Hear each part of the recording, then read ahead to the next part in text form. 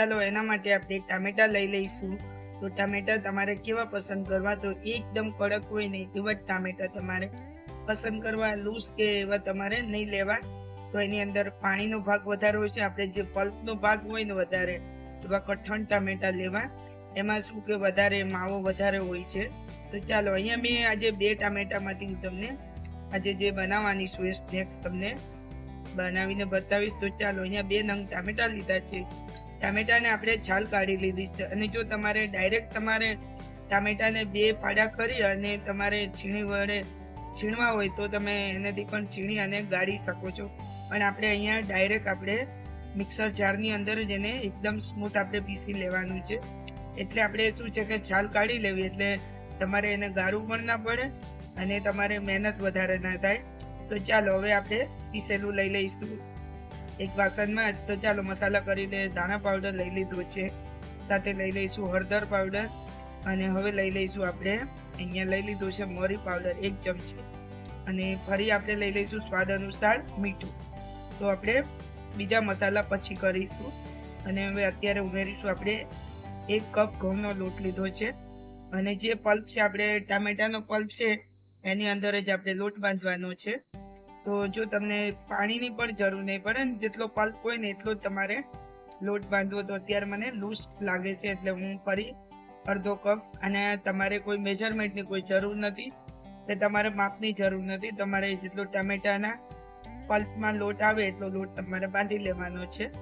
તો હવે લોટ આપણે બાંધી લીધો છે, થોડું તેલ ઉમેરી અને તેલથી અને સારો એવો આપણે પૂણવી લઈશું, અને લોટ આપણે સારો તો અહીંયા અત્યારે આખો મરી એવું આવેલું છે, પણ તમારે પાવડર લેવો તો શું છે કે વણવામાં પણ તમને એકદમ સારી રીતે વણાય। તો લોટ હવે આપણે બાંધી લીધો છે, લોટને આપણે ઢાંકી દઈએ ત્યાં સુધી હું તમને ઉપર છંટકાવ કરવા માટેનો મસાલો બતાવી દઉં। તો અહીંયા 1 ચમચી લાલ મરચું પાવડર, અને અડધી ચમચી આમચૂર પાવડર, અને અડધી ચમચી આપણે સંચળ પાવડર લીધો છે, અને સાથે મીઠું લઈ લઈશું। સંચળ પાવડર લીધો હોય ને એટલે મીઠું તમારે ઓછું લેવું। અને હવે લઈ લઈશું મેગી મસાલો, અને બીજું ધાણા પાવડર લઈ લઈશું અહીંયા, અને જીરું પાવડર લેવો હોય તો તમે જીરું પાવડર પણ લઈ શકો છો। તો આ રીતે આપણે મસાલો બનાવેલો છે, ઉપર છંટકાવ કરીશું। તો ચાલો હવે આપણે લોટને પણ જોઈ લઈશું। તો લોટ પણ હવે આપણો સારો એવો સોફ્ટ થઈ ગયો છે, અને હવે એને આપણે લુવા કરી લઈશું। લુવા અહીં આપણે બનાવી લીધા છે, અને હવે આપણે પાટલી ઉપર એને વણી લેવાનું છે। જે રીતે આપણે રોટલો વણતા હોય ને એ રીતે આપણે એને રોટલો વણી લેવાનો છે।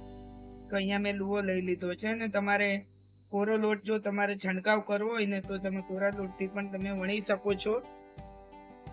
હવે આપણે આ રીતે વણી લઈશું, અને પછી એને તમે પીઝા કટર છે કે તમારે ચાકુ છે, અને પછી એને તમારે કટ કરી અને તમારે આની ઉપર તમારે કાંટાની મદદથી તમારે એના ઉપર હોલ કરી દેવા।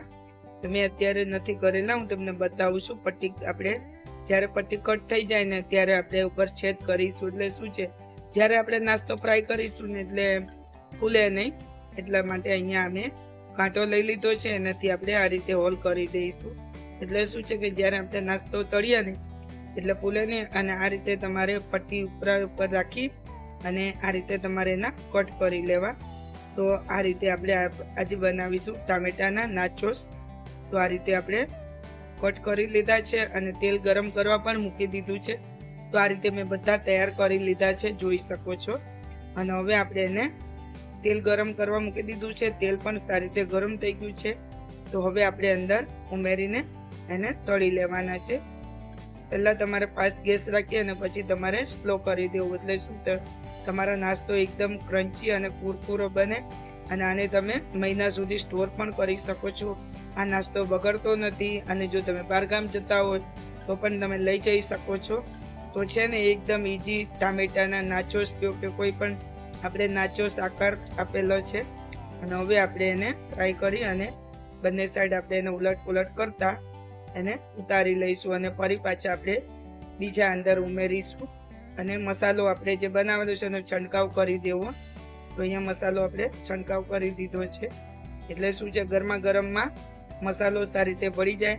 તો મિત્રો તમને મારી રેસિપી પસંદ આવી હોય અને હજી સુધી તમે મારી ચેનલને સબસ્ક્રાઇબ નથી કર્યું મિત્રો તો સબસ્ક્રાઇબ કરી લેજો. તો શું છે કે આવનારી રેસીપી હોય એનું મારા વિડીયોનું સૌથી પહેલા તમને નોટિફિકેશન જોવા મળે.